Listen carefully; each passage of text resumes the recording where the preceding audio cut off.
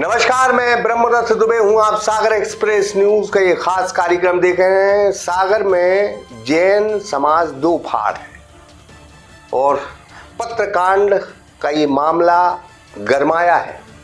पत्रकांड में मुनि महाराज ने बिना किसी का नाम लिए शायद एक बहुत बड़े साधु पर आरोप लगा दिए। पत्रकांड में भगवान तुल्य जैनों के आचार्य श्री विद्यासागर जी महाराज के बारे में गलत चीजें लिखी गई थी। देखिए इस रिपोर्ट में और समझने की कोशिश करें कि कौन है वो हिम्मू जैन के पीछे, जिन्हें मुनि जी ने बिना नाम लिए उस साधु पर आरोप लगाए। देखिए इस खास रिपोर्ट को सागर एक्सप्रेस न्यूज के साथ। सागर का शानदार hotel, royal palace, swimming pool, Kohinoor restaurant, diamond bar के साथ AC luxury room, banquet hall एवं कॉर्पोरेट जगत के लिए मीटिंग हॉल। तो अपने यादगार पलों को बनाएं और भी खूबसूरत होटल रॉयल पैलेस के साथ। हमारा पता है किला कोठी, राजघाट रोड, तिली, सागर, मध्य प्रदेश। मध्य प्रदेश के सागर में जैन समाज दो फाड़ हो चला है।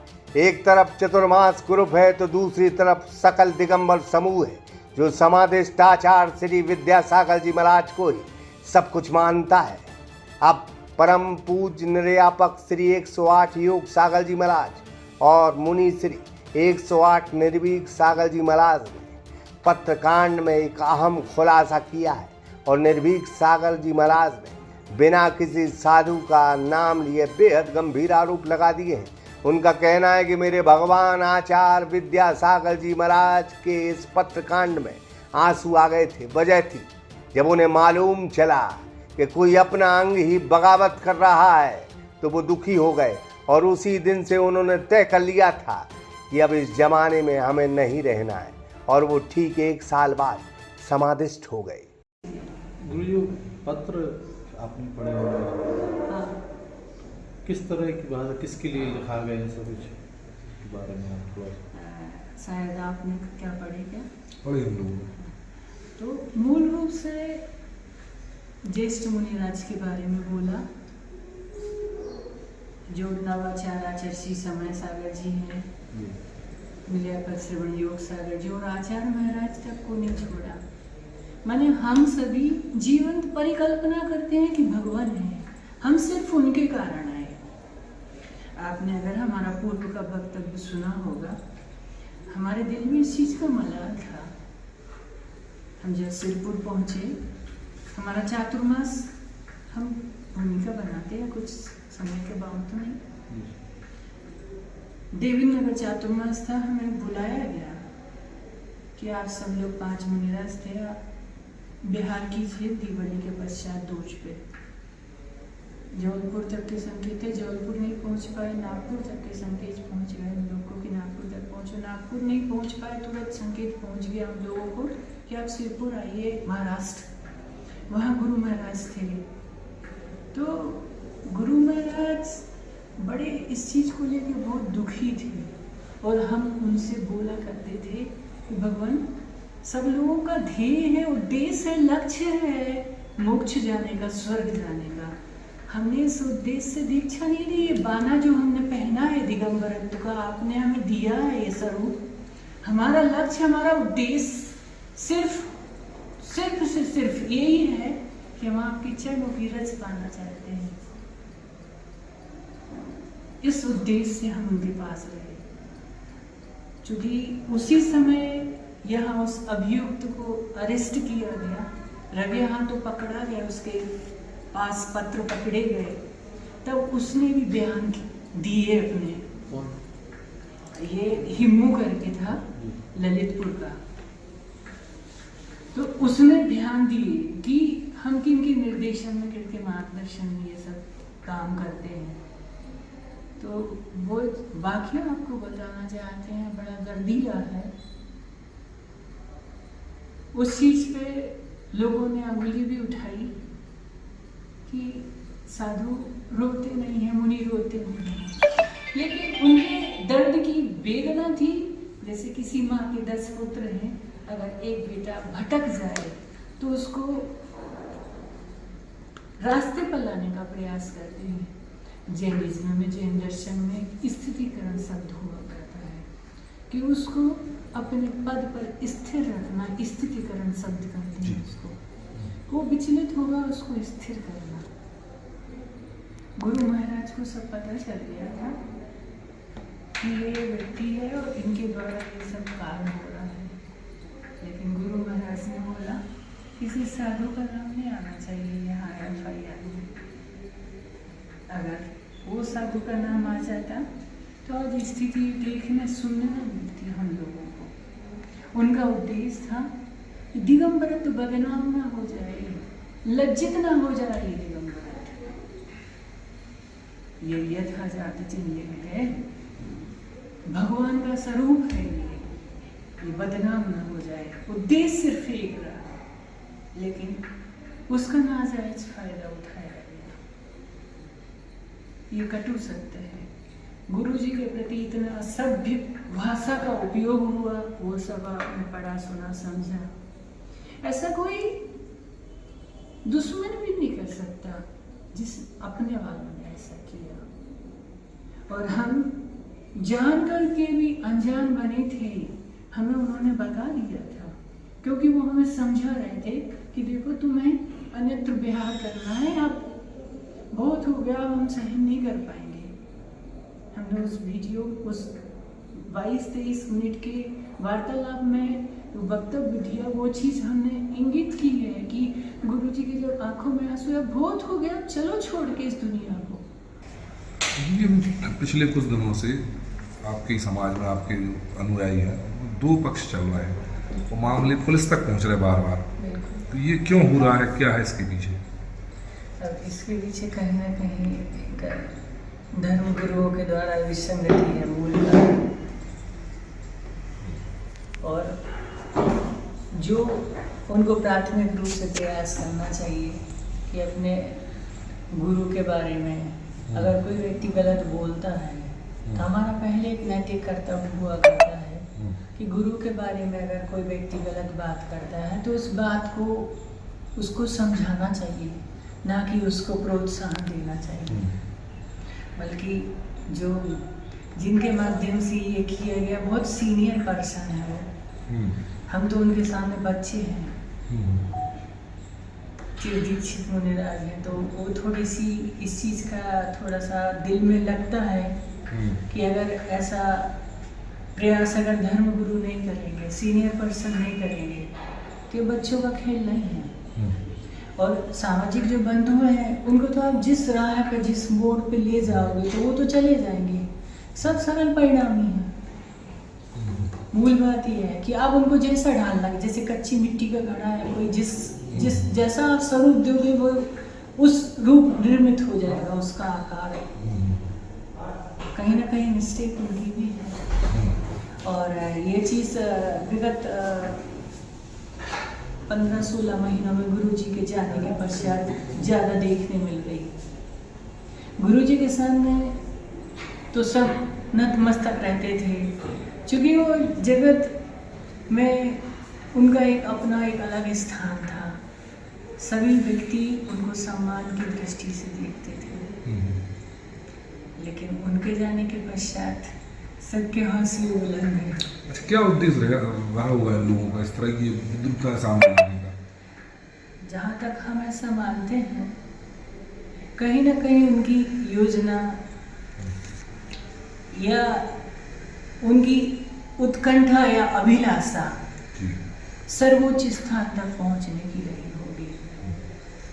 सर्वोच्च स्थान से लेके एक उस स्थान का एक क्राइटेरिया है मूल रूप से कि किस व्यक्ति को उस पद पे आसीन करें। जी, जैसे प्राइम मिनिस्टर सब नहीं बन जाते जी। धर्मगुरु प्रमुख होते हैं, उनका एक अपना एक अलग क्राइटेरिया हुआ करता है। तो उस चीज को लेके भी बहुत उहापोह रहा उनका अंतरंग से। हम ऐसा पर्सनली मानते हैं, क्योंकि उनके दिल में ऐसे ख्यालात आना नहीं थे जो गुरुजी की उपस्थिति में उनका सम्मान करते थे गुरुजी का, गुरुजी की अनुपस्थिति में उनके प्रति ऐसे भाव रख रहे हैं और कहीं ना कहीं उनकी द्वेषपूर्ण भावना है। क्या आप स्पष्ट नाम लेंगे, कौन है ये लोग?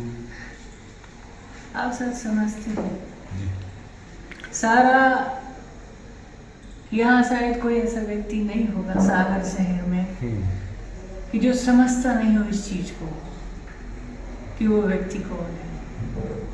वो समझदार होके भी ना समझ बन रहे हैं। साधु का एक क्राइटेरिया हुआ करता है कि वह अपने अंदर की भावना को संकुचित करे। जैसे कछुआ हुआ करता है तो उसको एक कछुए को माने साधु को ऐसी परिकल्पना दी जाती है कि जैसे कछुआ अपने आप को संकुचित कर लेता है, ऐसे साधु अपने आप को संकुचित कर लेता है। उनको बाहर प्रदर्शन की कोई आवश्यकता नहीं, क्योंकि उनका उद्देश्य है आत्म कल्याण करना, जगत का कल्याण करना, श्रावों को कमी मानव का कल्याण करना, बात अहिंसा की करना ना कि हिंसा की करना, भाषा न पितुली बोलना, शब्दाचार ऐसा रहे जो किसी को कटुता लेके ना रहे। मूल बात ये रहती थी, लेकिन वो चीज आज के पैमाने बदल गई। देश काल परिस्थिति के अनुसार भी बोले अपन गड़बड़ हो गई। अगर ये स्थितियां नहीं बदलती, यही चलता रहता, तो क्या होगा आगे जाके? गलत है, कहीं ना कहीं इस पे लगाम लगना चाहिए। हाँ। अपने यहाँ बुंदेलखंडी कहावत है, जब बैल आवारा हो जाता तो उसको नखेल लगाई जाती है। बुंदेलखंडी कहावत जी जी जी जी जी। ये थोड़ा सा कड़वा सत्य है, लेकिन अटल सत्य है, स्वीकार करना पड़ेगा। देखो गीता में जो कर्म सिद्धांत बताए हैं वो सेम कर्म सिद्धांत जैन दर्शन में भी है। के दौरान जब जिंतूर में थे, लगभग 9-9.5 माह का प्रवास रहा, तब हमने उनसे लगभग 3 बार बात की। हम दिल से चाहते थे उनको, आज भी चाहते हैं दिल से, हमारी चाहने में कोई कमी नहीं है। हमारा उनके प्रति आज भी सम्मान है, क्योंकि वो चिर दीक्षित हैं। उनके प्रति आज भी हम आदर करते हैं। और उस बात के दौरान जब उनको चातुर्मास के लिए संकेत मिले तो हमें बड़ी खुशी हुई। हम 6 मुनिराज थे तो बड़े हर्षित हुए हम लोग वहाँ पे। और उसी समय से लगभग आज के लगभग 2 साल होने को है, कंटिन्यू प्रेयर रहती है हमारी कि भगवान कोई व्यक्ति, हम सोचते हैं इतना क्षीण शरीर है, अगर एक दिन भी मुनि बन जाए तो अपने आप में दुर्लभ है, 1 साल बन जाए तो दुर्लभ है। वो तो 40 वर्ष से दीक्षित मुनि हैं, उनके व्रत स्थिर रहें। साथ में भगवान से बोलते हैं, भगवान इतनी शक्ति सामर्थ्य उनको देना, सद्बुद्धि देना कि हमें गुरु से दगा नहीं करना। गुरु से दगा करने वाला व्यक्ति असमाधि का कारण है, असमाधि का कारण है, कभी फलीभूत नहीं हो सकती। कई जन्म उसके बिगड़ जाएंगे, कई जन्म। कितना बचोगे आप कर्म सिद्धांत के अनुसार? आज नहीं तो कल पकड़े जाओगे उस कर्म सिद्धांत के अनुसार, क्योंकि मीटर जब चालू हुआ है, रीडिंग हो रही है, भुगतान करना पड़ेगा आपको रीडिंग के अनुसार। आज भी प्रभु से हमने सुबह भी प्रेयर की, शाम को भी प्रेयर करेंगे, भगवान वो उनको सद्बुद्धि मिले, वो स्वयं बोले मुझसे गलती हुई है। और जो जैन दर्शन में हमने बात रखी आपके सामने स्थितिकरण की, वो बन सकता है। ऐसी बात नहीं है कि कोई व्यक्ति अपराध करता है तो क्या उसके सुधार की बात नहीं की जाए, बिल्कुल की जानी चाहिए, जरूर की जाना चाहिए। हमारी मंगल भावना थी, है और रहेगी उसके कल्याण की। यह बड़ा राज है जहां पत्रकांड में आचार्य विद्यासागर जी महाराज के साथ योग सागर जी महाराज और वर्तमान में आचार्य की पदवी लिए समय सागर जी महाराज के बारे में बहुत गंदी बातचीत भाषा का इस्तेमाल किया गया था। उसी को लेकर आचार्य विद्यासागर जी महाराज दुखी हो गए थे। निर्भीक सागर जी महाराज ने बड़ी निर्भीकता से सारे खुलासे कर दिए। वहीं सागर में चतुर्मास हुआ और इसी पत्रकांड के आरोपी हिम्मू जैन को सम्मानित किया गया। तो क्यों खामोश रहा जैन समाज? यह बड़ा सवाल है, यह बड़ी बात है। जिस गुरु आचार्य विद्यासागर जी ने इस समाज को अपनी त्याग तपस्या के 55 साल दे दिए, वो क्या लेकर गए? उनका क्या कसूर है? यह तमाम सवाल उठे हैं और उठना भी चाहिए। आचार्य विद्यासागर जी महाराज जैन समाज के इकलौते संत हैं जिन्हें हिंदुस्तान की धरती पर सभी समाज के लोग प्रणाम करते रहे हैं। उनके भाव बेहद सरल और अच्छे रहे हैं। निर्भीक सागर मुनि जी ने दिल खोल कर पत्रकारों के सवालों का जवाब दिया है। वो कहते हैं जो अपने गुरु से दगा करता है उसको परमात्मा कभी माफ नहीं करता। वो अंत में बुंदेलखंड स्टाइल में बोले हैं कि अगर सांड को नकेल कसने की जरूरत आए तो उसे नकेल कसना चाहिए। वो कहते हैं वो सारी बातें जो हम बता रहे हैं वो जैन समाज समझता भी है, जानता भी है। और एक बात और, यह आरोप भी है कि भाग्योदय का विशाल मंदिर बन रहा है। चतुर्मास जब होते हैं तो मंदिरों की आधारशिला रखी जाती है और उसी से चंदा एकत्रित होता है, बोली लगाई जाती हैं। लेकिन इस दफा इस भाग्योदय मंदिर जो जैन समाज का सबसे विशाल मंदिर बन रहा है उसमें चतुर्मास से एक ढेला भी नहीं दिया गया। जैन समाज अहिंसा पर विश्वास करता है। निर्भीक सागर जी महाराज जिस अंदाज में बोले हैं उससे लगा है कि आचार्य श्री विद्यासागर जी महाराज को जब 2022 में पत्रकांड से यह पता चला कि उनका कोई अपना ही अंग फड़क रहा है तो वो दुखी हो गए, विचलित हो गए। उन्हें लगा कि जब अपने ही हमारे खिलाफ आवाज उठा रहे हैं तो क्या किया जाए। आंख में उनके आंसू आए और उसी दिन उन्होंने तय कर लिया कि हमारा दुनिया से अलविदा होने का वक्त आ गया। और जैन समाज के लोग जानते हैं, उन्होंने धीरे धीरे दुनिया से जाने की प्रक्रिया शुरू कर दी और वो चले गए। यह विचार बड़ी निर्भीकता से निर्भीक सागर जी महाराज ने दिए हैं, जबकि योग सागर जी महाराज सारी बातें कहने से बचते रहे। उन्होंने सिर्फ यही कहा कि साधु की धरोहर ही संयम है, उसे वो छोड़ नहीं सकते। वो अपने आचार्य विद्यासागर जी की दी हुई शिक्षा पर जिंदगी भर कायम रहेंगे। तो ये सवाल बिल्कुल लाजमी है, सागर की धरती से ये पत्रकांड का उजागर हुआ, क्या उसी से दुखी हुए थे विद्यासागर जी महाराज और इस जमाने को छोड़कर चले गए? अब निर्भीक सागर जी महाराज अगर ऐसा कह रहे हैं तो सागर का जैन समाज क्या कहता है, चला कमेंट्स बॉक्स में जरूर बताएं। सागर एक्सप्रेस न्यूज की ब्यूरो रिपोर्ट।